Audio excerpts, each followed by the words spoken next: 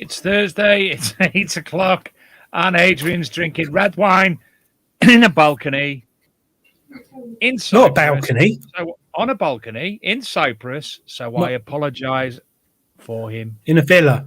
In a villa. In a villa? Not on a balcony? Yeah. You're on a balcony? No. Well, it's a big one. If You've got a pool. Where's your pool? Anyway. There's your pool. In front of a pool in Cyprus, 2,500 miles away, and he's only a little bit blurred. How are you, young man? All right. Community service is going well. Been out here for a few days now, so just got a few jobs to finish off, and then I'll be back home, hopefully, next week. So, good. Well, I'd say your photos are looking good, but you're either sending me pictures of cans of beer or pictures of your wife looking befuddled up your choice in attire. Oh, yeah. Yeah. I had a nice evening out with metal detecting clobber all on. So, yeah. But more importantly, Dave, look at that. Dry, 5 red litres. 5 litres. How much, Adrian? €8.95. Anyway, we're not here to talk about wine. Yeah, cheap. This week, you've got a new van for metal detecting. I have. To fit all your machines in. Yeah, or one of them, or two, or a few of them. I got about 6 now, haven't I? Yes, it's delightful. I had a bit of a faux pas there today, but that's another tale. I'm not going to tell we'll it. Show pictures of that later on. There's no live chat on YouTube. I think that must be my YouTube, because I've actually shared it tonight to the Big Detecting Show YouTube channel, trying something a little bit different, because we want to migrate to the Big Detecting Show YouTube channel. So that might be why I'm a bit of a technophobe, so I'll have to get Shane to sort it out for me. Otherwise, everybody else is chatting on YouTube. They must be on the Peaky Finders, which is normal. Any badges in Cyprus? Oh, my Lord. Do you watch Ghosts, Adrian? Oh, Adrian. Do you watch Ghosts? No. You've never watched Ghosts? No, but I'm worried now. Who said Season that? 4, the latest season. One of the episodes is all about badgers. Bit concerned now. I didn't even think of Googling. You're right. You've got. Can they swim? If they can swim, if they can't swim, you're all right. Pool behind you. Just a bit disconcerted now. And just said that because they're probably bigger, a lot bigger, like bears. Oh yeah. Oh, I'm going to Google that. I'm going to write that down because if there are any, I'm coming home. And you've been listening to a nice audio book on your travels as well. Yes, the accidental detectorist from, was it Nigel who was on the show last week? I'll tell you what, the accidental detectorist is on Amazon and somewhere else, but I downloaded it on Audible, and listen to it. He defines our hobby really, really well. Really, really well. And all the little things we take for granted in this great hobby, he just relays it and says how fantastic it is. And he also says how it is as opposed to, what we think it is as a hobby. It's really good. I recommend it. Really do. And we don't get any payback from him, do we, Dave, or anything? It's just a really good book. Absolutely. None whatsoever. Haven't even had a copy. I had to pay for it, but I don't mind. Do you know, I think the thing with the live chat might be you have to be a certain amount of people subscribing to get the benefit of live chat. And I haven't got that benefit, so that'll be why. Well, it's probably not a bad thing, is it? I mean, although Philip Wills is... They're on the Peaky Finders, the normal one. Ah, right. Okay. So subscribe if you're watching to the Big Detecting Show YouTube channel, and then we can have live chat, which would be good. And also, I've made a little banner to run at the bottom of the screen. Look at that. Can you read that? It says, sign up for our newsletter for free competitions, guest information, and special offers at www.bigdetectingshow.com. Now, if anybody did sign up a few weeks ago, I actually jumped the gun before Adrian actually set it up. So don't forget to re-sign up, and we will have, hopefully, our first competition coming up, which is for the newsletter subscribers only, in a couple of weeks' time. Yes. So if you subscribe, you'll get an automatic email on the offers and who's on the show, and you'll automatically be entered into the competition, Dave. How cool's that? In it. So, yeah. Just do it once. And then... well, we were supposed to be having two guests on tonight. In the chat. Oh, sorry, Adrian, you're breaking up and I missed. Start again if you're there. Adrian? Oh, your hand's on your head. There you are. Right, you're back. I'm only 2,500 miles away. Okay, you're back. Hey, he's back. Shall we bring tonight's guest on? We were supposed to be having 2 guests tonight. Tom Dempster, Ottis Arms, and Chris Rogers, Addicted to Bleeps. But unfortunately, Chris hasn't been able to make it this evening, and hopefully will join us in the very near future. So let's bring on tonight's guest. Good evening, Tom. How are we? Hi, Tom. Tom. Oh dear. Oh dear. Tom, are you 2,500 miles away as well?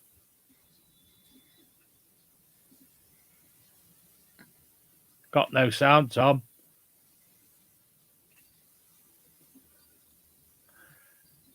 Anybody who knows how to read lips, if you could communicate to us in the chat and we can tell you what Tom's saying. Oh dear, look, he's panicking. Tom, if you can hear us, log off and then log back in again. I'll tell you what, I'll remove him from the screen. Yeah. He's back. Here he is.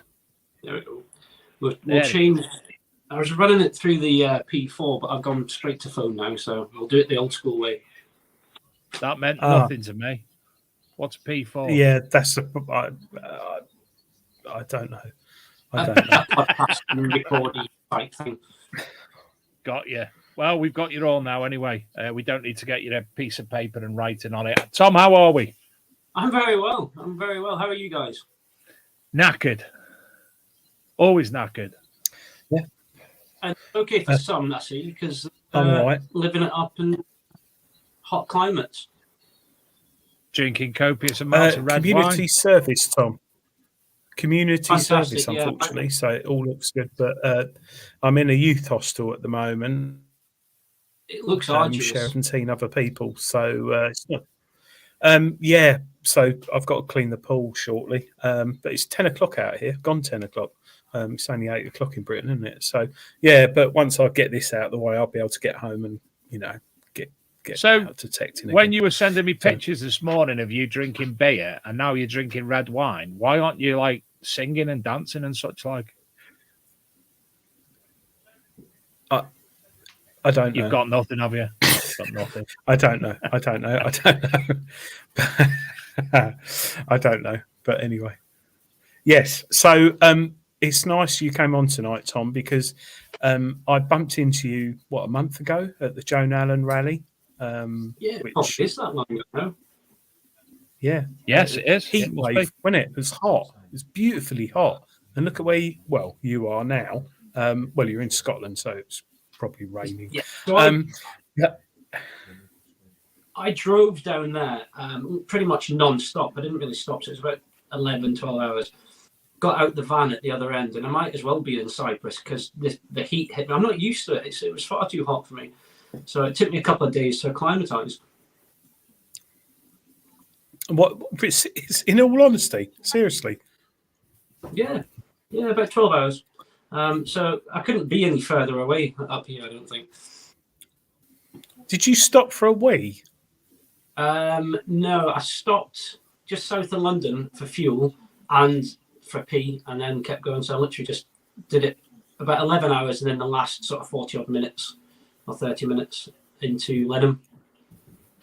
Wow. And those who don't know, would you mind saying a little bit more about the Joan Allen rally? Joan Allen? Was on. Joan Allen.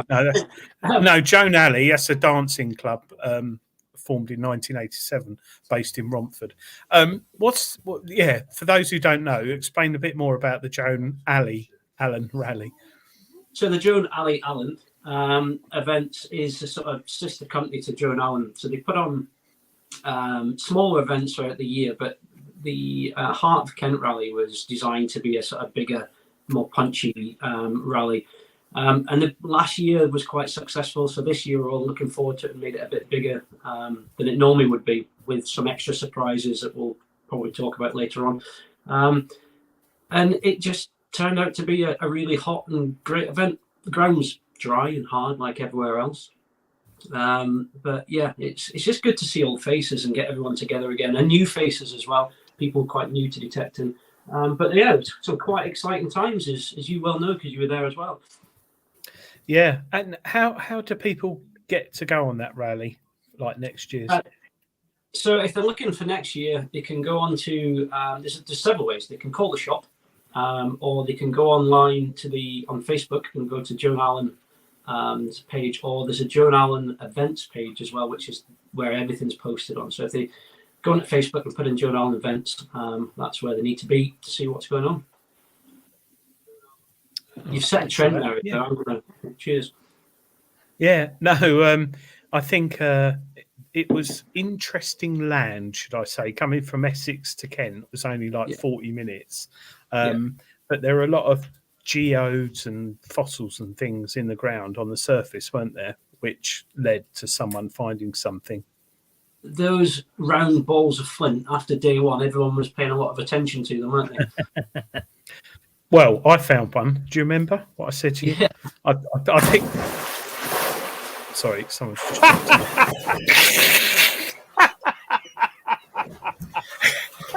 Boy wonder. There's first world problems happening right there, aren't there? Best thing that's ever happened on the show. That's not a green screen, is it?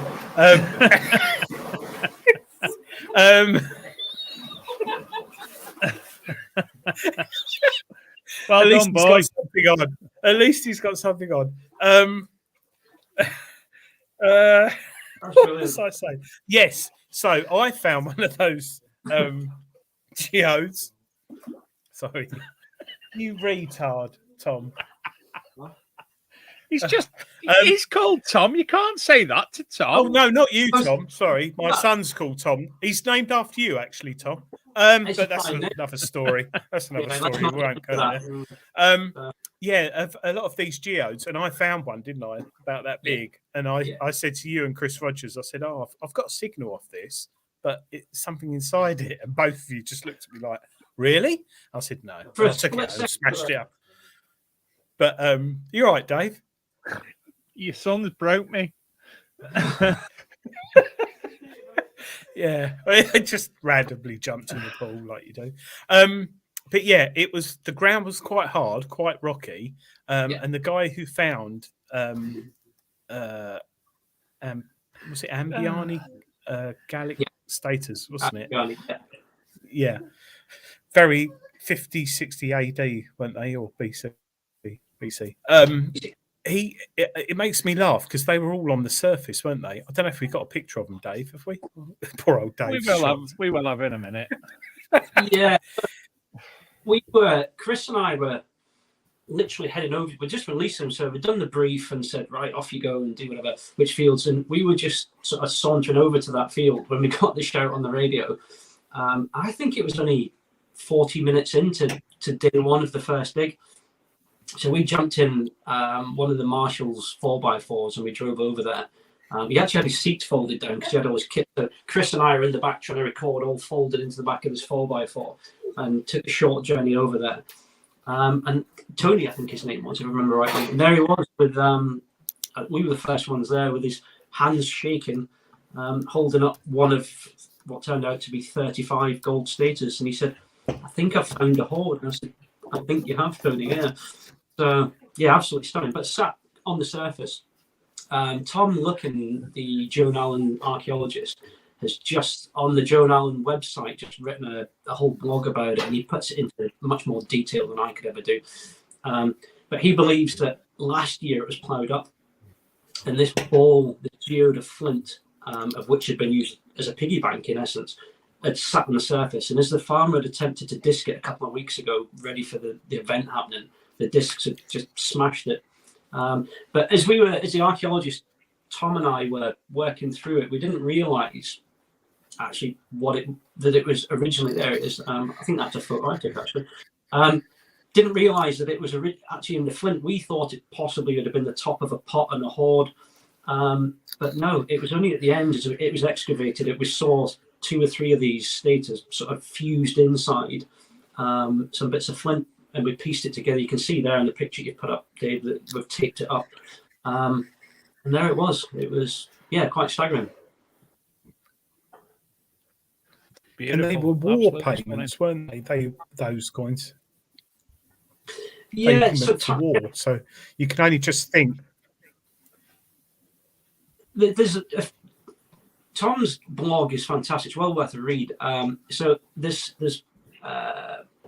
what word am I looking for? There's natural springs there, and you think possibly it would have been some sort of offering, and they had no intention of actually going back for those coins that had been placed there to have been left there. But 35. Now normally those stater hoards come in an even number, I'm told. So whether there's one still stray in that field somewhere, who knows? I've just It's seen amazing to another think it was fantastic properly image used, of. like piggy. Just found another fantastic image of Joan Allen. I'm going to have to share as well. Very nice course. image. Just wait a minute. You'll like this image. It's Joan Allen. That is Joan Allen. Mm. Never heard of Right. it, but that's Seen Joan it. Allen. The original. Yeah. Oh no, famous actress. Yeah.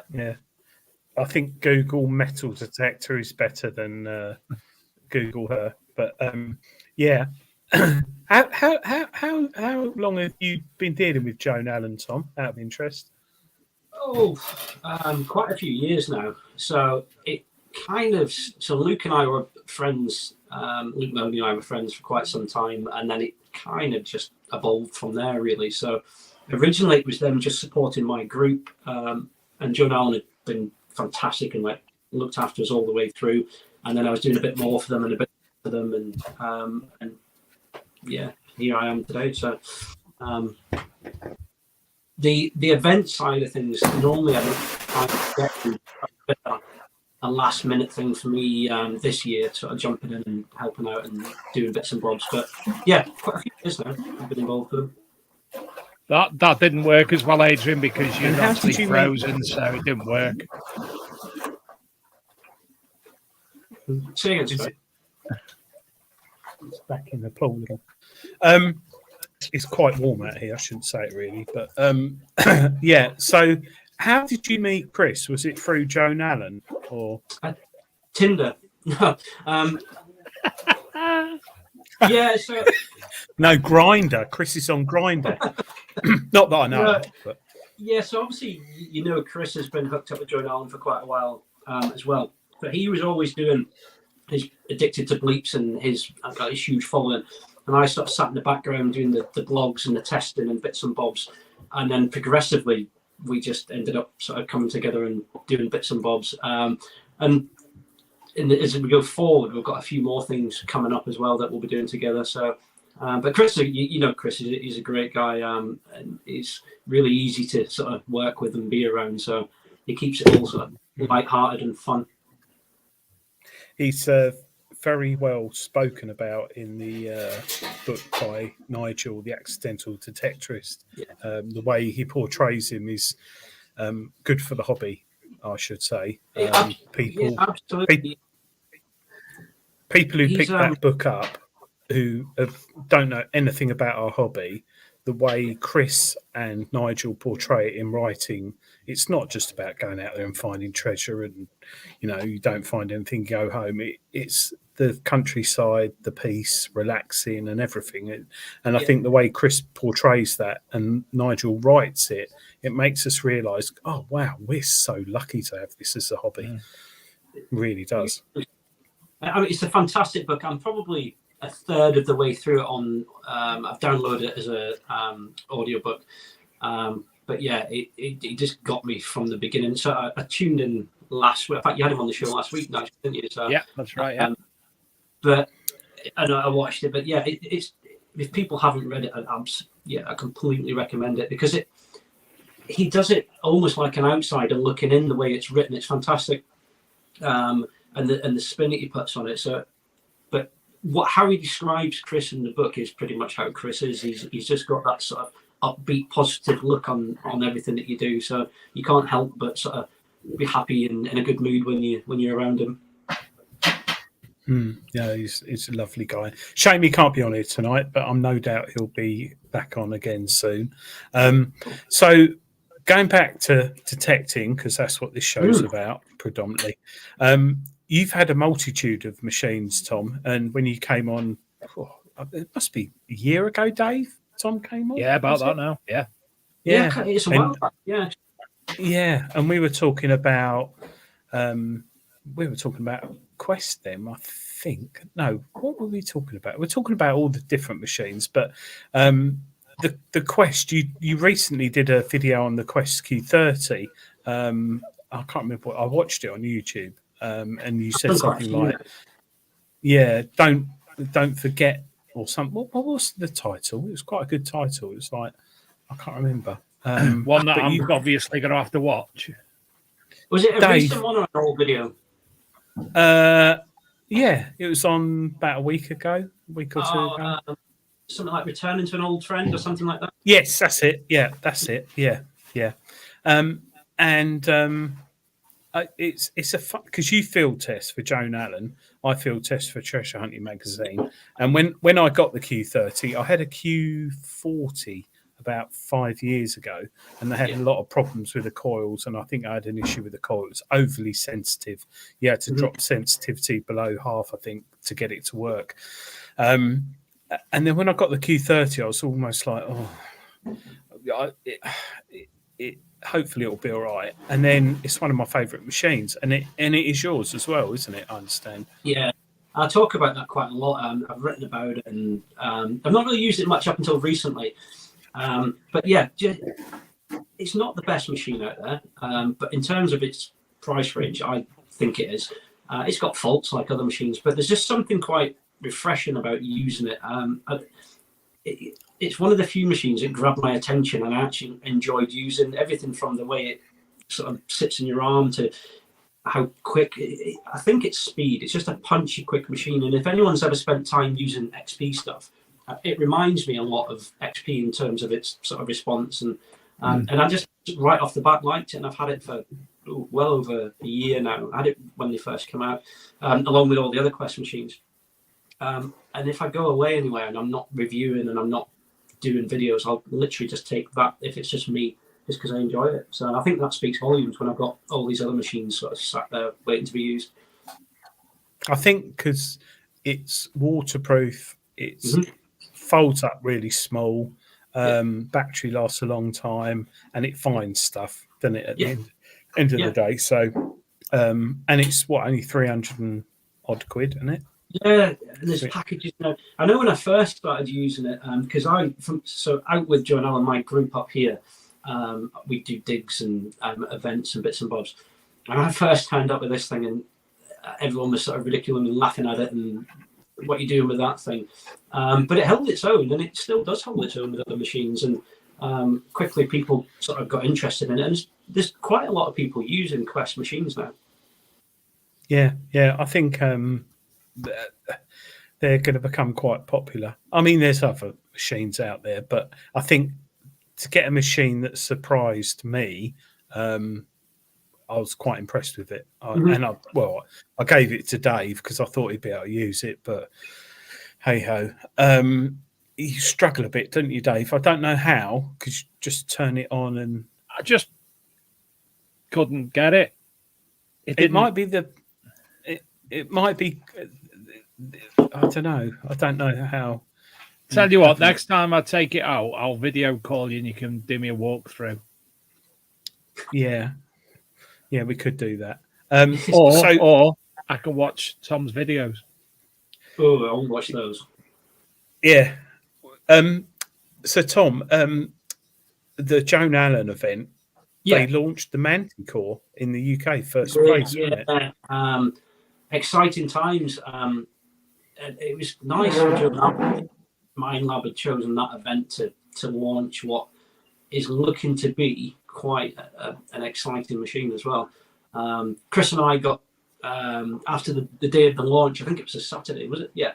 That evening we went out with their engineer, Mind Lab's engineer, and spent a bit of time testing it. So I think we were actually first to get a greasy little mitts on it. It was didn't get long enough to form a proper impression, but from the time that we had it, I think it could be something quite special. Yeah, I saw you and Chris had a little play. I've had a little play with it as well. Detectable. Yeah. It's very powerful. It's not an Equinox No. at all. It's got completely new circuitry, Yeah. different shaft, different grip, different Yeah. arm cuff, and everything. It's going to be a lot of money. Whether it's a CTX 3030 replacement, I don't know. Maybe, I don't know if my lab will say that, but No, I think you've got to look at it just because of what they've done. I was asked. I had an event. We had a little dig here about 2 weeks ago now, and a lot of guys were asking me about it. They've seen the video and said, "Oh, what do you think? Is it a CTX? Is it?" I think you have to put it in a league of its own because there's nothing that's drawing that amount of power out there really on the market. That's an all-round machine. And you can pull as much power from a machine as you want. It's balancing the coil. Is the hard part. And I think that's where a lot of the work's gone into, is getting a coil that won't start creating a resonance and will be stable with that much power coming through it. So yeah, quite exciting. But just looking at it right off the bat, picking it up, you probably notice it's so light and easy to swing. The shaft feels. yeah, I was very confused when I picked it up. It seemed like it's lighter than an Equinox, just a little bit, but it seemed as light as a Deus. Yeah, and I don't. But it isn't. It isn't. It's heavier. No, but Dave, you held it, didn't you? Yeah. Well, we're talking about the same thing here. No, not Friday night. All right, okay. We're talking the Manticore. Yes, I had to play with Manticore. Yeah. What did you think? It was nice. Obviously, I looked at the screen and it made lots of noises that I didn't quite understand, and little blurry bits in the middle and stuff. But weight-wise, it was delightful. I'll give it that, because it's all carbon fiber, isn't it? Yeah. You having a wee? No, I've just spilled wine everywhere. Sorry. Yes. Carry on. I think it's more interesting watching you with your first world problems, people jumping in the pool and spilling wine. But what we're talking about, it's like this every week. I think that even though that, and you're right, it's not that much lighter than the Equinox, but when you swing it and you get to the end of the swing and you return that swing, there's just no resistance. They put a lot of effort in it, and I know the engineer, when I said it, was quite happy because they spent a lot of time in the ergonomics of it and trying to get it to be nicely balanced and hopefully stay together and be a sturdy machine. So yeah, I've got high hopes for it. I can't wait to get my hands on one properly. Yeah, it's going to be a hard one, isn't it? Because if you've got, well, 1,500 quid, £2,000, we don't know yet. The dollar and the pound, it might go up or down. You've got the Deus 2, you've got the Manticore, you've got the Legend, which is like a different level, but you've got some good new machines out there. It's quite a tricky one. I think if you're going to buy the Manticore, you're a Mind Lab enthusiast, and you're looking for a machine that's going to last you at least 4 or 5 years. And I think what's interesting is the 50% more power, not depth, but power. So that is going to be a bit of a game changer, along with the 2D screen, because there's going to be loads of videos of people saying, "Oh, this said it was iron, but it was a hammered," or next to a horseshoe, but it looks like this. So it's going to reevaluate. Whereas we had tones and target IDs, now we've got tones, a bit like the CTX, really, but on a lower scale. It's going to open up a can of worms, I think, for people. Talking about power, Jonathan Burgess has just asked, and I'm sure one of you two can answer this. Can you tell me if it's okay to charge the Deus 2 on a coil on a power bank when you're out in the field, i.e. camping? I would say yes, but I would also say the currents used by the Deus 2 there's been a few people saying if you use a car charger, power pack, mains, it can take longer, or I don't know. You can, but I think they're designed for mains. Yeah, I would have thought you could. I'm no professional on that. It won't do it any harm anyway. You might not get a full charge out of it, but I don't think it'll do it any damage. Sorry to interject. No. Anyway, I would have lost that otherwise. Why would you charge the coil before the control box? Because the coil goes. Yeah, I suppose. Never had that problem. I normally sleep in someone's van on the front seats, don't I, Dave? And just use another machine. Have you had the Legend, Tom? Yeah, I've actually just. Well, as we speak, it's uploading the video. I've had the Legend since it came out. Didn't do a huge amount with it initially. I was just busy doing other things. And I've used it loads recently.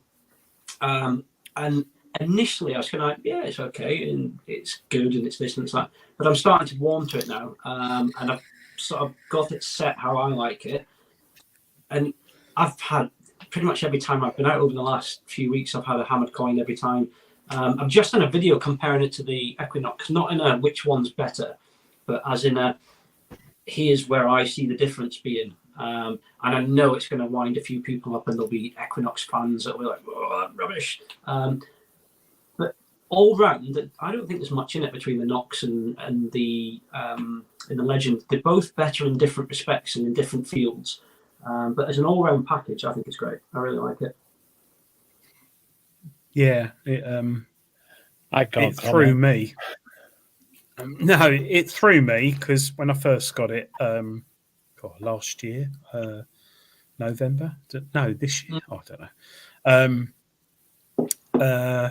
Yeah, I had it after the Deus 2 and the Roots Atrix, and at first I didn't get on with it, and then Dilek and her team did the updates, and blimey, it changed it. Absolutely changed it. Pre-update, it wasn't that impressive. No. After the update, a completely different machine. Different machine. And they've just announced this week that you can now purchase it cheaper without the wireless headphones as well. Mm-hmm. Mm-hmm. There's a few things going on at the moment. They've got their, I can't remember what it's called now. There's a different package that comes with it. So they've got a few different levels and options that you can sort of buy it at to suit your budget. But yeah, no, I'd recommend it. I think it's a great machine. Yeah. Do you know, Tom, it always surprises me how Scottish you are, but you don't sound Scottish. So I've got a really bizarre accent. So I spent quite a bit of my youth in Canada. And then obviously my job is I've been down in Suffolk and all over the place. And so I've got a really weird accent. Once I've had quite a few beers, it sort of comes back a bit, but when you say Canada, you don't say A at the end of your sentence, so I wouldn't have got that one. So I'm not a proper Canadian, but I was, again, amazing country, loved it out there. I didn't want to come back, but my visa came to an end, and I thought I'll come back and renew it, and I ended up. I'm going back over 20 years now, wow. But I ended up in the military, and yeah. Have you got a kilt? You got a kilt? So I used to. And in between sort of moving houses and going all over the place, technically yes, but I couldn't put my hands on it. I don't know where it is. So, yeah. I have. Lost. Yeah, I know you have, Dave. Yeah, because you got a bit of sexy Scotch legs in you. No, Scotch in you. Scottish in you. I mean. I'm a Byron. I'm also a landowner as well in Scotland, so I'm a lad. So you're a lad. Yeah, excellent. I think you only need to own a spare yard, don't you? And you can yes, and have an that's what I'm a lad of Glencoe, don't you know? Excellent. Well, have you been to your patch land, have you?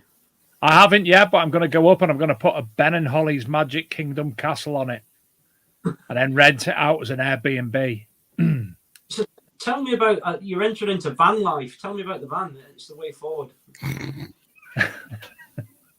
Well, I've been after one for years, Tom. Why are you laughing? I'm going to show a picture. I'm going to show the picture. I'm not sharing it.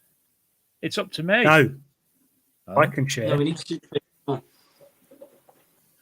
Van life is good. I rented one for a couple of weeks for Detectable and Rodney Cook, and it is the future.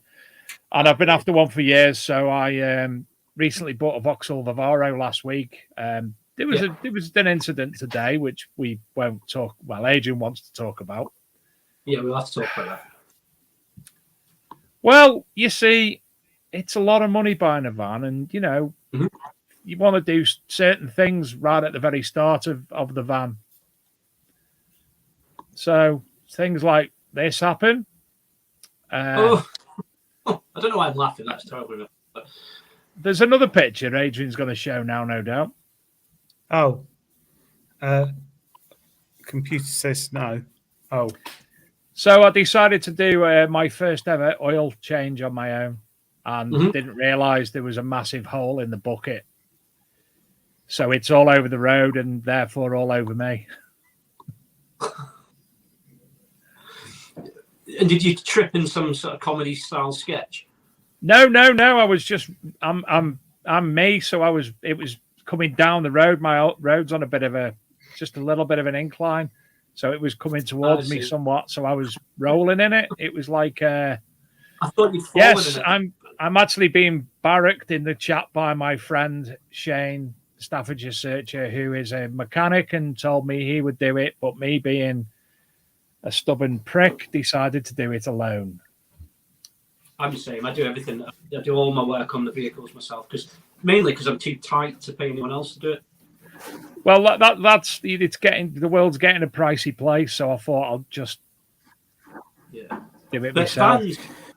Vans is just, it doesn't matter what sort of sport or hobby you do. If it's outdoor related, vans are just the number one thing to have, because you apart from the space, you've got a mobile bedroom, you've got room to get changed, you can sit in there when it's raining. It just makes life so much more fun and easier, I think. And then you can go away on weekends and you can live out the back of it. I think it's awesome. Well, that's it. You know, when I'm taking all the magazines down to the events and when I'm taking all the stock and everything else that we have going on, it didn't fit in a Corsa. That wasn't happening. So, upgrade van. Planned it all out. Got it in the head. Got to wait for Shane to come and build it with me, I suppose, because I'll get told off and break it otherwise. It's surprising how much you get after, isn't it? I went. I was down at the shop at Long Milford, Joan Allen shop, early August. I can't remember when it was. And where they store the kit is sort of some of it separate from the shop, and we did some runs because I had my van down there, and we had it sort of loaded to the gunnels, and I had no idea you could actually get that many metal detectors and other ancillaries in the back of a small van. It was it was quite impressive. Chris Patterson at works down there. We did a sort of semi-emergency stop, and he got hit in the back of the head with a GPX 5000 on the way back as well. So I hadn't loaded it. It was in the box, so he was all right. It's fine. No sense, no pain. Yeah, I'd like a van. I might get one next year. I've been really loving Chris Rogers' van life videos from the start. Watching that progress. Yeah. Have you seen inside his van? No, he was going to take us down at Detectable. I think he was actually going to bring us some sweets to coax us in, but we lost you all. Yeah, no, Sorry, go on. Sorry. He said he had some puppies in the back, and I went and had a look. There were none there, but the bed looked lovely. He said, so when we first met, he was talking about Haribo or something in his van, and he kept saying, "Come in and I'll give you some Haribo." There was no Haribo. He does that. There was Rohypnol, but there was no Haribo. Something about our secret. I don't know what it was about, but yeah. Yeah. Oh dear. Oh, poor. We can't say that because he can't defend himself. Not that he would. But I think a van is the way to go in the hobby. No, it is. The only problem is if you keep all your detectors in there, make sure you've got good locks, because there's like a few grand in there, isn't there? At the end and especially when you sort of go out and you're doing videos and things, and you've got like in the back, I'll have 2 or 3 detectors. You've got a handful of pinpointers, the drone, the OM5, your sort of gimbal thing, and thousands of pounds worth in the back. It's quite worrying when you park it up. Do you have time to detect? Not really, no. Yeah, the videos were all just sort of CGI. I'm not actually out there doing it. No, Chris. No, not Chris. Chris was the other fella who hasn't come. Tom. Yeah. Last time you came on, you introduced us to your wonderful. Everybody knew who your wonderful dog was. I can't remember his name because I'm like that. Wonderful set of wheels that was created for him to get about, carried his spade everywhere, and sadly he passed away. Yeah, he went in. When did he go? August last year, 16th of August last year. I had him put to sleep. We'd gone on a big road trip in the van, and we did the whole, pretty much top to bottom of the UK, like 12 days on the road, detecting right down to the south coast. Went everywhere, and he loved it. And then we got back, and I think we only took back 2 or 3 days, and he was tired and had enough. So yeah, took him to the vets, and that was the end of an era. Bless him. But you've got a new dog. Well, yeah. So that was it. I think so. The last one I think was my 4th German Shepherd. Yeah, and I said, anyone that owns dogs, I know you've got a dog agent, and it's the hardest thing ever saying bye to your dog. And I said, I'm not doing that again. I'm not having another dog. I'm done. No more German Shepherds. And it lasted about, I think, 3 months. And I started looking to try and rehome one. So I thought I'll get an old one and give it a home. And I ended up doing the opposite. I ended up rehoming a young dog. He was full size, but he was just sort of under a year old. The family, lovely family, but they were moving to the States. They worked for an offshore company and obviously couldn't take the dog with them. And long story short, just after Christmas last year, I ended up coming back with another German Shepherd. So, but this one doesn't carry a spade, and I tried hard. He loves detecting and he loves the running around and digging, but he will not carry a spade. So it's funny, isn't it? You get dogs. How you like German Shepherds? I like collies, border collies. So I'm on my 4th or 5th now since I've grown up, and I didn't want to get another one. Mine passed 2 years ago, I think 2 years ago, probably about now actually, and I didn't want another one, and then we got another one, and that was wrong, so that had to go back. That had problems, but we then got another one, and where the other one was weak, this is better. Where the other one was better, this is weak. But my new dog comes out detecting with me, and she's no more than 10-15 foot away. But I think I wrote an article field testing the legend. I found a hammered. Well, I didn't. I did.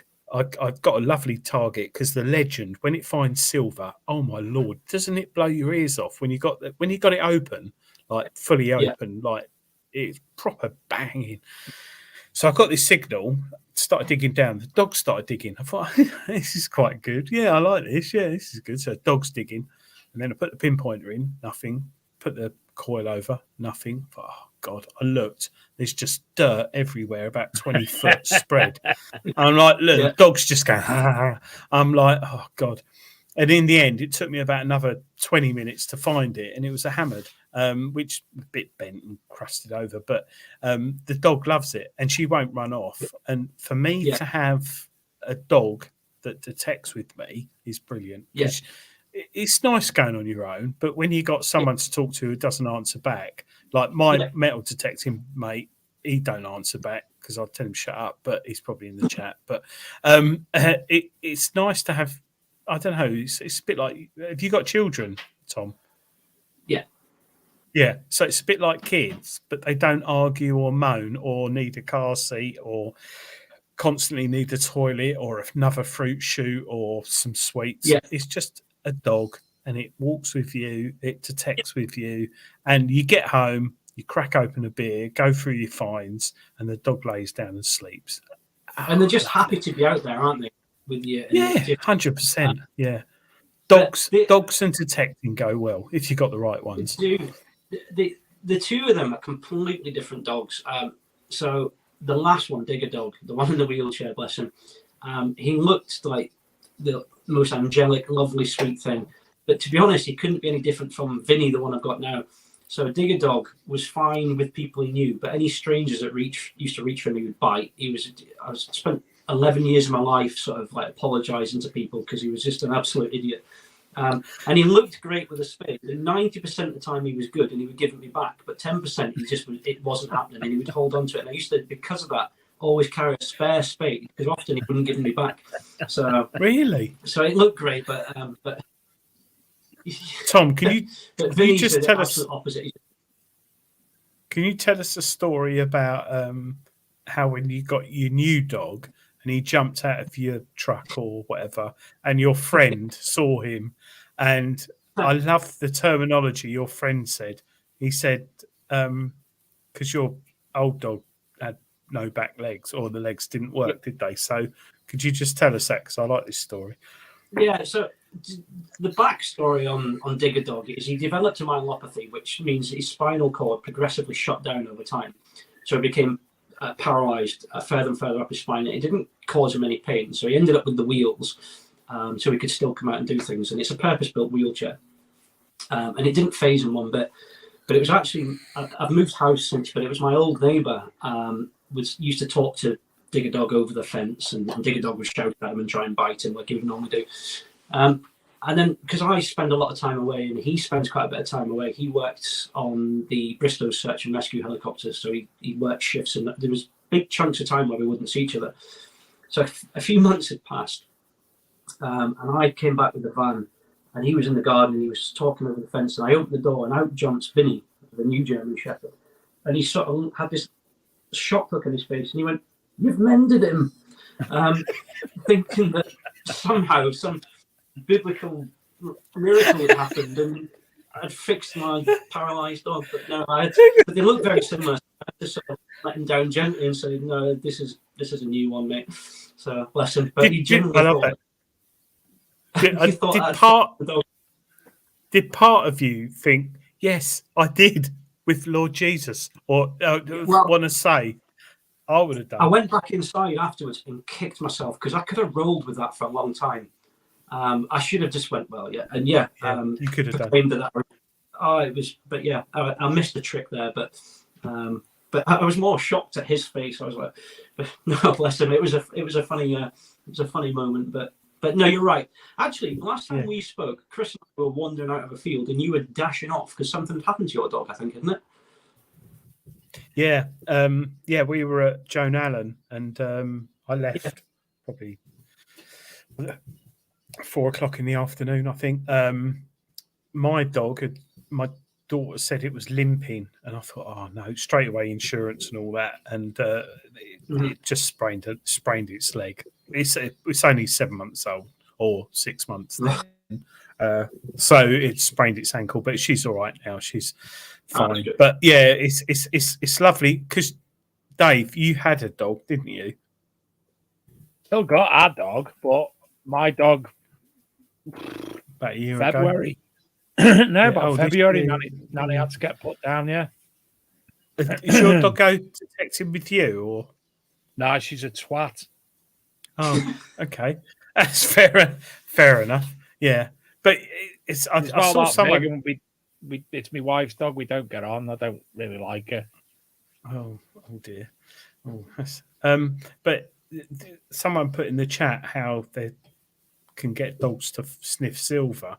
It's true because Gary Blackwell was trying that, wasn't he, with his dogs? Because he's got German Shepherds, Alsatians. Oh, won't even get there on Alsatians, German Shepherds while the name changed. That's an interesting fact, isn't it? World War II thing, isn't it? Yep. What type of dog you got? German Shepherd. What? Oh, sorry, I've got an Alsatian. For those who don't know, that's why it's called a Alsatian now, because of World War II. I think I'm right. Am I right, Tom? You know, you are right, yeah. And originally, back in the 1800s, when that breed was sort of created, it was originally called the German Shepherd Wolf Dog, and they dropped the wolf part of it. And so the purists amongst the owners will still call them a GSD, a German Shepherd dog, and then other people have still got the sort of post-war hangover of Alsatian. And then there's others that think they're two separate breeds, but clearly not the same thing. But yeah, so I refer to him as German Shepherd, Alsatian German Shepherd. Yeah. Are they called Alsatians because they're from Alsatia? Actually, I think they were Alsace, isn't it, or wherever it is, or somewhere on the border. Yeah, I think it's something to do with Alsace, or they were close to the border, the French border, or something. Anyway, we're talking dogs and malarkey. Yeah. Tom, what's the current machine you're playing with at the moment for Joan Allen? Has been recently, but the Legend, just because I didn't give it the time. When I write reviews, and you're probably much the same, I won't just unbox it and then do a review a week later. I like to use it over a period of months, and I hadn't used the Legend as much as I'd like up until recently. So I've really sort of hammered the Legend and been using it. So at the moment, that's my go-to. Possibly there's some newish ones coming my way to have a play with. But yeah, the Legend is my one I'm sort of testing and writing about and doing bits and bobs at the moment. I played with the Legend for probably at least 3 or 4 months. Once all the Deus 2s, Atrex and all that had come out, there was quite a run of them. And the Legend sort of, I got that last, and I've had that. Well, Dave, I got it. It was at Rodney Cook and Detectival. I took it out of Rodney Cook, didn't I? Yeah. The Legend and Detectival. It's just it's on a par with the Quest, if you know what I mean. It's quite easy to use, turn on, and compact, waterproof, and the recovery speed is good. I wouldn't say it's up there with more expensive machines, but when I say more expensive, I'm talking about twice the price. But value for money, as long as you open it up. I had to totally open it up, and that's where I was wrong at the beginning. I like to run everything really hot, just so I'm hearing everything, and it's just at sort of full power, and that's how I run it. And it's transformed it for me. But what it has got, I can only think of one other machine that's got it, and I think it's every machine should have it, and that is a clock. It's so handy being able to look down and just see what time it is, especially if you push for time, because you can lose hours in the field, can't you, detecting? And the Legend's got it. So why other machines don't do it? For me, that's a selling point. I think it's fantastic. Well, it's quite interesting as well, the amount of hours you've used it. On the review I did for Treasure Hunting, I think it was last month or this month. I don't read my own reviews. I write them, but I don't read them when they're in the magazine. It was nice to show I'd clocked up something like 20 days, which based on 24 hours, 20 days and 6 hours is quite a lot of detecting time for a new machine. And it was nice to be able to show that. I don't know if I zoomed in and showed it on the article, but I proper gave it its money's worth. And it going forward, when you buy a machine off eBay or wherever in the future, which I think under the current climate is going to become quite popular at the moment, people wanting money, sadly, with what's going on, you're going to be able to see how many hours only been used once. And you look at it, it's like 40 hours. No, mate. Or, even those batteries, which brings me on to something I've been thinking about. Anyone in the chat who's either looking at or buying a new car, a second-hand car, or trading in their second-hand car, the prices have gone through the roof because there's a shortage. And I'm wondering if like detectors are going to start going up, used machines are going to start going up in value soon based on not supply or demand, but because people are selling more machines. I don't know. I just wonder. There might be a lot of machines because manufacturers, there might be a microchips and circuit boards. There might be a delay, but I wonder if used machines might be going up in price soon. I don't know, like cars. It's possible, isn't it? It's possible, especially if people are in a position where they can't pay the sort of premium for new machines. Then maybe it would drive it up. But it's I often look to see what people are selling, because you often see a trend when there's a new machine coming out as well. So people try and sell a machine to hopefully fund the new one and things. It's interesting watching them sort of come and go, trends change on what's the latest thing. When I tested the Manticore out, I think I wrote it in Treasure Hunting magazine. I asked the guy, the engineer, I said, have you had any supply chain issues? And he went, yeah, we've had a few, but we sorted it all now. And I thought, because they're developing a new machine, use that chip. Oh, we can't get it. Oh, this one's really good. Can't get it. Oh, what about this one? Oh, I can get it, but we can only get 500. So it could have an impact on new machines going forward. I don't know. We'll see what happens. I think where MindLab have the sort of upper hand on that is they're a big company, and they can sort of demand and control things a bit better than perhaps some of the smaller brands can as well. So I think they can ride that wave a bit easier than some of the smaller manufacturers. But yeah, I'm sure it is going to affect other new machines coming out, or maybe delay them at least anyway. Shane's just said one of the main reasons for chip shortages is because they've changed cars to a CAN bus system, and the car now has up to 30 ECUs rather than the old school 1 or 2. Now, I know that from where I work. They've actually had to reroute things to get past the chip shortage into other ECUs. 30 ECUs? Yes. Oh, my Lord. Oh, don't. Oh, dear. Oh, that's going to be a palaver in 5 years' time, isn't it? Absolute palaver.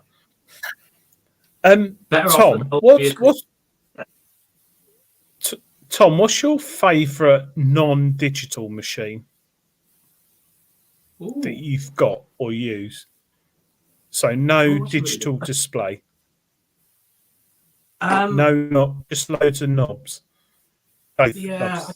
I'm trying to think what would I put? What would I say? I don't really know, to be honest. I've got a few machines that I think in my head that are just, but all the ones that I really enjoy have got displays.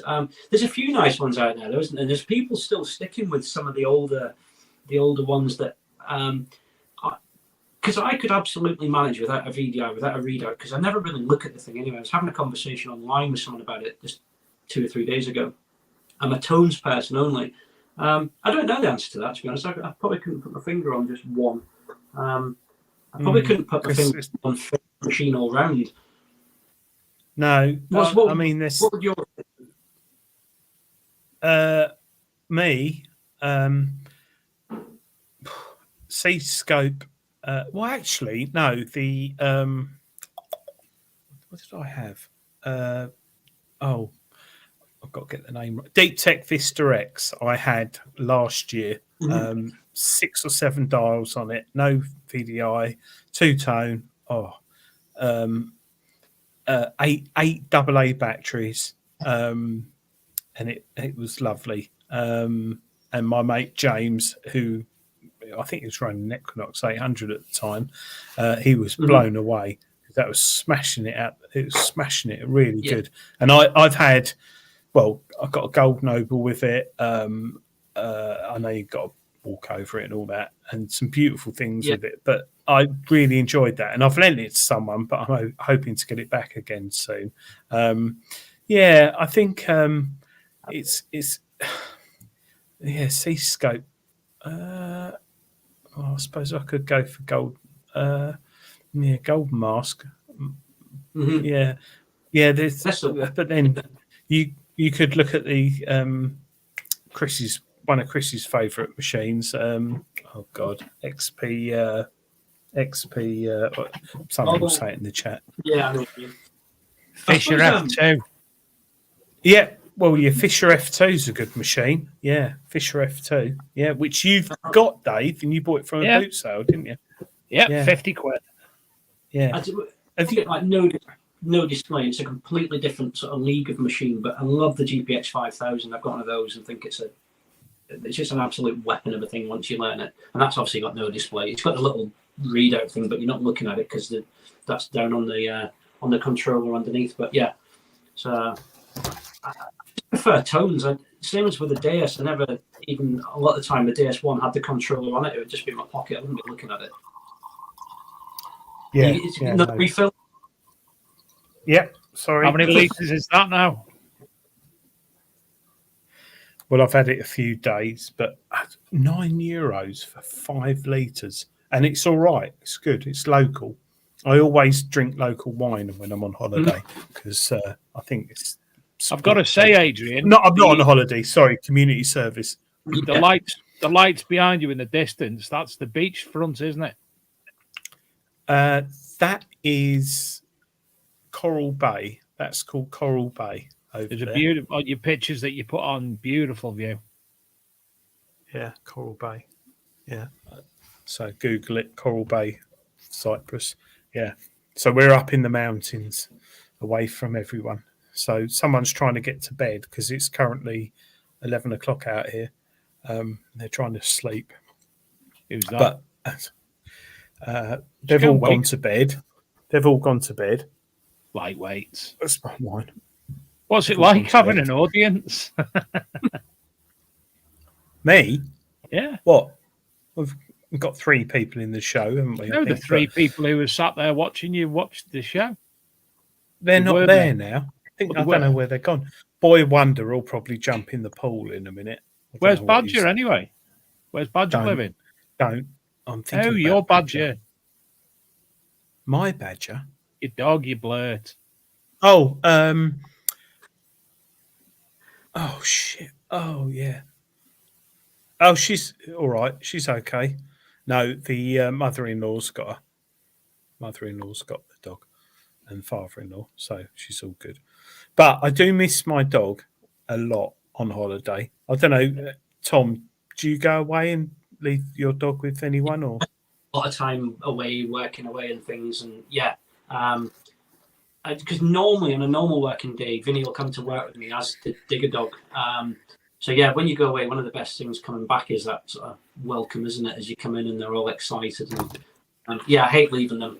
I'm going away again toward the end of this year for another 4 months, so it's a big old chunk to leave them. So where are you going? Or can't you tell us? Service. Top secret.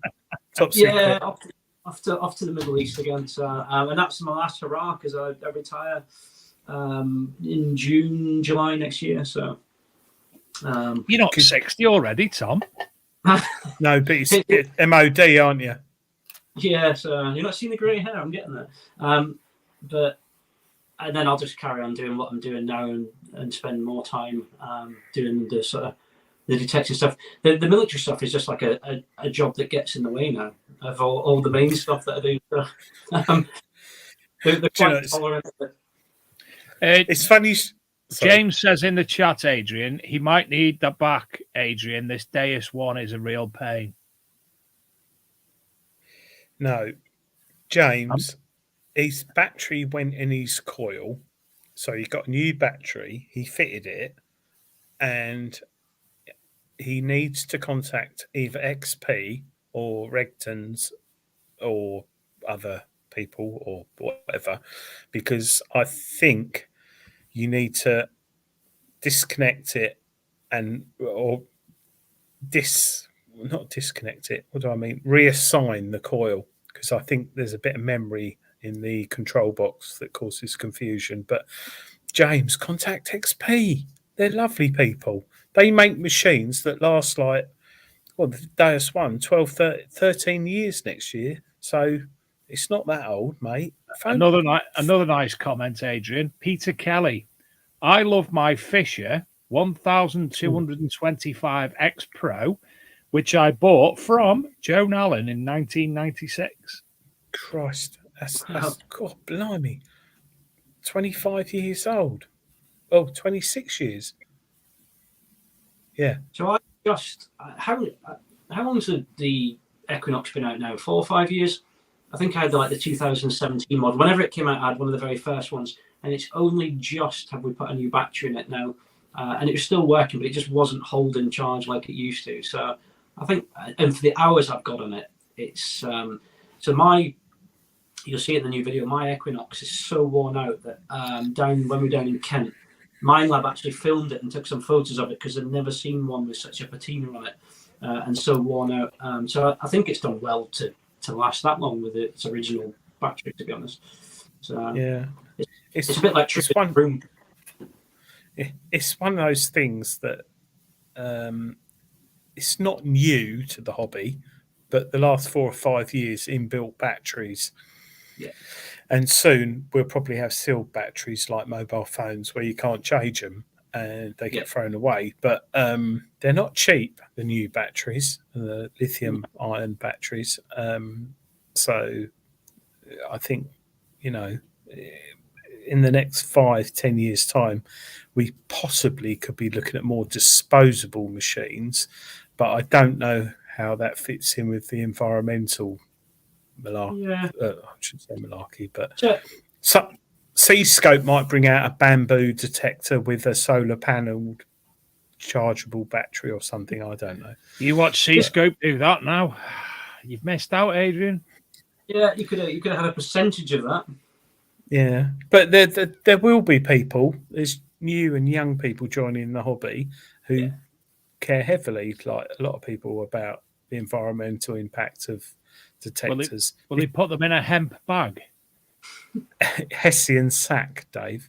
Yeah, Hessian but it's too. true.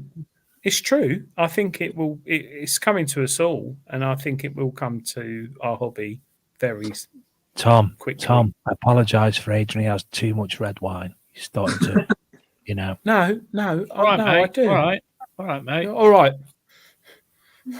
Environment, anyway. Oh, Joe Webster's in the chat. Hello, Joe. You know Joe. Joe? Do I know? Security at Rodney Cook. Oh, Brill Cream. Yeah. Yeah. No, it's Brill Cream. Hiya, Brill Cream. Fisher F2 runs on 2 9-volt batteries. Wondering if Keith Ellis, wondering if that's running hot for its time. 2 9-volt batteries, lovely, nice and easy, nice and simple, nice and quick. Yeah, and they last 40 hours. The plastic is plastic. Paul B, yes, the plastic is easily recyclable, but it's dependable on the colour.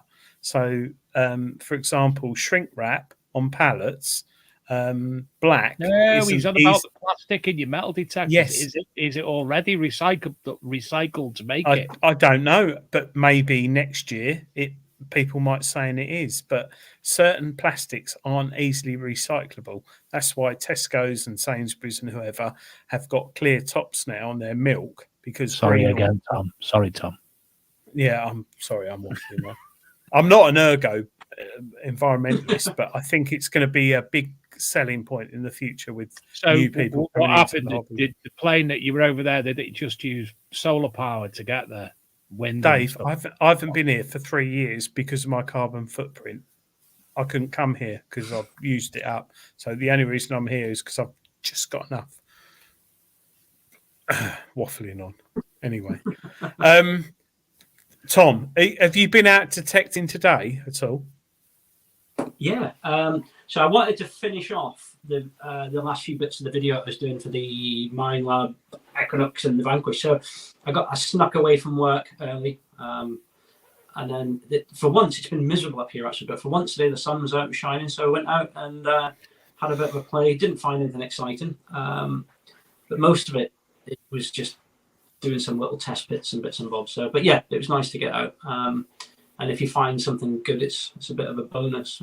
We were having a conversation about this, I think it was about a week ago. And for those of it that have been detecting, same for you guys, and there'll be a lot of people who'll relate to this. And over the years, you find some lovely, lovely things. You almost start to become a little bit envious of new people because they still have that excitement over everything that they find. But the more you find, and you find hoards and you find nicer and nicer things as time goes on, you're always looking for that fix of something better. And I sometimes envy those that are quite new to it, that are finding a Vicky Penny and are excited by it, if that makes sense. I can see where you're coming from. For me, I've started twisting a bit and thinking, I'm out in the country, beautiful fields, lovely nature, and I'm enjoying my day. And if I find something, it's a bonus. But I get where you're coming from. When for people first start in the hobby and find a sixpence from 1953, they're like, oh, or something. And I think, yeah, that's lovely. But it doesn't quite do it for me now. It's a lovely find. But just getting out in the field and just having the hobby we've got and being there for me is, we're lucky. That's what you've got to think of. So we've run some digs up here, some sort of smaller ones, and I put one on a couple of weeks ago. I can't remember now, but it was nice because a lot of the guys from the other clubs from up north, from Inverness and the Highlanders, come down to dig up all our gold and silver. And it's not really about the detecting; it's about everyone gets together and boots get opened at the back of cars and there's bottles of whiskey get passed around, and it's more about the banter and sitting around and enjoying it than it is actually getting out there and digging. And anything that you find on top is a bonus. And I think it's a great hobby. I think we're lucky to be able to do what we do. Did any of the Highlanders come with like blue stuff on the face? Yeah, come down and pillaging all our good finds down in Mercia. No, they're a good bunch. They always clean up as well when they come down. They'll always find the good stuff. In fact, one of the guys, Ken, the other week, he found a beautiful little, I think it's on my Instagram page, but a little zoomorphic medieval dog swivel. Stunning. And there was hammers come up within the first sort of 10 minutes of them being out. And yeah, they always do well. They either find gold or they find something. So, did you see that angel class that came up? I posted it on my group, that gold Henry VI, I think it was, came up. Stunning coin. So that was just the corner from my house here. And the story behind that was I'd just driven back from the Joan Allen shop through the night. And in the morning, Steve Shorters, who's my sort of detecting sidekick, he's from Detecting Where UK. You probably know Steve. Yeah, I know him well. Yeah, so he came round. Stuff he does. In fact, if Adrian stands up just a little bit, Steve Shorters. Top guy. But he came round and he said, "Oh, you found?" I think I was fixing his car. I can't remember what we were doing. And I was tired. He said, "Shall we go and do some detecting?" And I was like, "Oh, mate, I can't be bothered." I said, what I wanted to do was go and lay on the sofa and just chill. And then Damo, one of the other guys, one of the other admins from the group, popped around, and then Steve said, "Let's go detecting." He said, "Well, I haven't got a detector." So I gave him, I said, "Just go and help yourself." And I think he took the Q60, went round the corner into one of Steve's permissions. So Damo turns up out the blue with no detector, detecting on one of Steve's permissions, got about 10 yards in from the gate and hit this this beautiful angel class gold hammered. So Steve FaceTimes me, I'm lying on the sofa. And he says, "You'll never guess what Damo's just found." And I was like, "I don't know, what, a personality?" And then he pans the camera around and shows me this coin. Yeah. So you never quite know, do you? What's out there. No. But, No, definitely not. I think finding anything is a bonus at the end of the day. Something like that's a Dave. You're right, Dave. Absolutely. Yes, I'm listening to you, gents, chatting about angels. I didn't know if I had a bit of lag there, because if I had a bit of lag on here. Occasionally, your blurry is better than your lag. Yeah. Am I still blurry? Yeah. I look really red. I don't know. Might go and jump in the pool in a minute, naked. I dare you, right? No, last thing of the show, bomb in the pool. Yeah, has to be done. You have to bomb in the pool before we finish. Double dare, physical challenge. Yeah, I do. No, I'll do that. Yeah. But Tom said Dave, no petting. No petting in the pool. Okay. I'll do a bomb, but no petting. Yeah, I'll do that into the show. If anyone's watching, if anyone says anything in the comment. Should I do it naked? No. It'd be quite amused if you actually hurt yourself bombing in, because everyone's gone to bed and we can't do anything from here. No, you could. It could be a live drowning. Like a snuff video. Yeah. Oh God. Nope. That'll get us blocked on YouTube because you said that. Oh dear. No, I'll do a bomb. I'll do a bomb. Not getting the point. You probably can't say bomb on YouTube either, can you? Well, you can't say I'll do a bomb either, Adrian. I haven't said shaft tonight either. I didn't talk about the shaft on the Q30 or the Equinox or anything. Or the girth. Yeah, I'll do a jump in. I'll wear the t-shirt though because it needs a wash. And no, Keith, he hasn't got the special shorts. Sadly, they were out of stock, weren't they? No. Yeah. Steve does he does a great job on pretty much everything I wear that comes from Detecting Wear UK. I'm always flooding up saying, "Can you do me this? Can you do me that?" And it's great. He'll do it. I'll tell you what. He does do a lot of specials, doesn't he? I paid for this. We buy stuff, me and you, don't we, Dave? We buy it, and it's really good quality, really good. Yeah, and the actual sort of the print, not the actual how good the print is, but the sort of, he makes sure that people send him proper vector files so he can get real good sort of visual quality on it as well. And he's good. In fact, this is one of his the Joan Allen talk show. Dave. Get a free plug in there. That's coming. Starts next month. Oh, brilliant! Have to keep our eye on that. What's all that about? So we've got a podcast coming out starting next month. So in fact, some guy is helping out. You might have heard of him, Chris Rogers. He's gonna join in and. He's a poet, isn't he? I think he's a poet. Yeah, I think.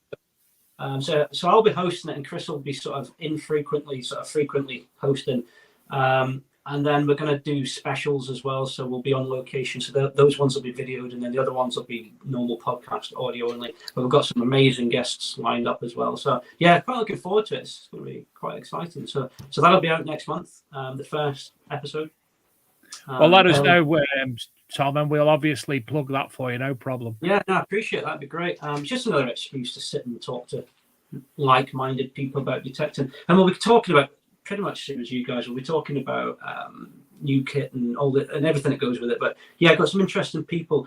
One of them actually who we're going to have on, he was an oceanographer who was sort of key to finding Henry VIII's ship that was brought up. So so there's history, but detecting and bits and bobs and everything. Your show will be a lot different to ours because there's only actually Adrian who knows what he's on about when it comes to detecting on our show. So you'll obviously have a lot more input from other metal detecting knowledgeable people. That's nice you're doing a podcast though, because when I'm driving to work, I listen to podcasts and detecting ones are really good. So I might go and jump in the pool. Well, you're going to have to, mate, because it's nearly that time to say goodnight. And I know it's like 2:15 in the morning there, isn't it? I don't know what time. Should I jump in? Yeah, I think you have to. People in the chat want me to jump in? If anyone says yes. No, 4 people have said yes. I've got to take my headphones out now. Oh, come on, then. Come on. 2 people have said yes. All right, I'll go and jump in. Come on. He's going to bang his head now, isn't he? He's going to bang his head and knock himself out. And then we'll have to end the show because there'll be no one to rescue it. There's just a pool of rad. What a nice shot. What a beautiful view. He's going to slip, isn't he, and not even make it to the pool. Smash his face before he even gets there. Can't hear you, Adrian. You're on mute. Let me try to mute him. I think Boy Wonder's coming in as well. I want some fancy backflip or something.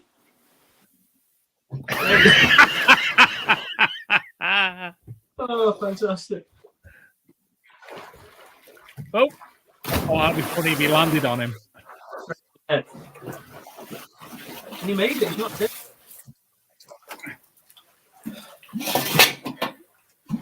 It's better.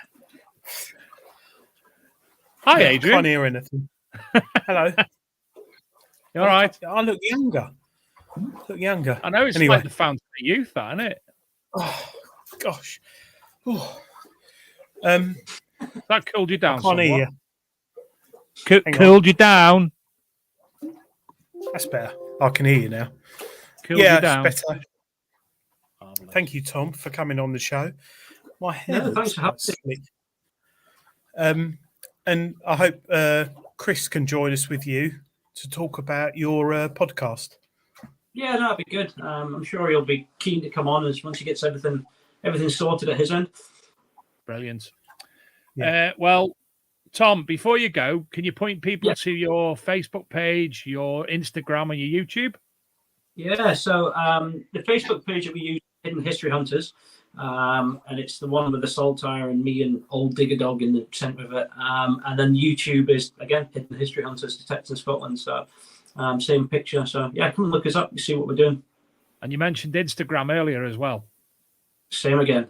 Hidden History History Hunters, Detecting Scotland. Yeah. So Brilliant. simple. Marvellous. Well, thank you for coming on. Don't forget, ladies and gentlemen, it says at the bottom of the screen, sign up for our newsletter for free competitions, guest informations, and special offers at the www.bigdetectiveshow.com. Scroll down a little bit on the main page and you'll see all the information there, all GDPR, etc., etc. Excuse me.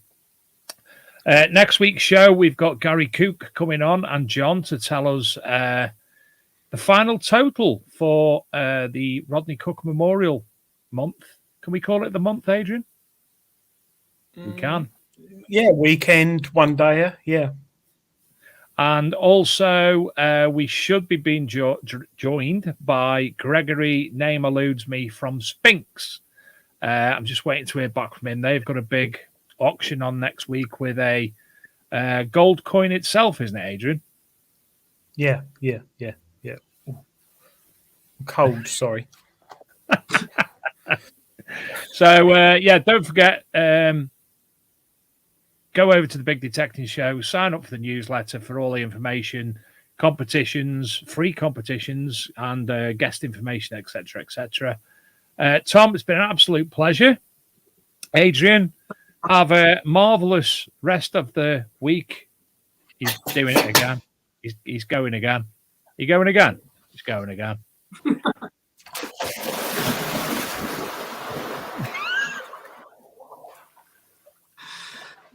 And on that note, good night, everybody. Thanks. Night, Adrian.